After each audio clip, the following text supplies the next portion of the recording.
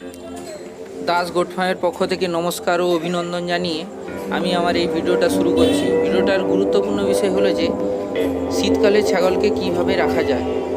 কারণ শীতের শুরু থেকেই আমাদের না যদি ছাগলের সব কিছু রেডি করা হয় তো শীতকালে ছাগল অনেক কমজোর হয়ে যায়। এই জন্য শীতকালের আগে থেকেই আমাদের প্রিপারেশন নেওয়া অতি প্রয়োজনীয়।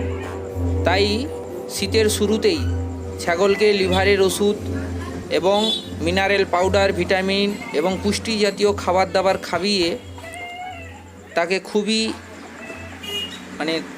বডির ইমিউনিটি পাওয়ার খুবই সুন্দরভাবে রাখতে হয়।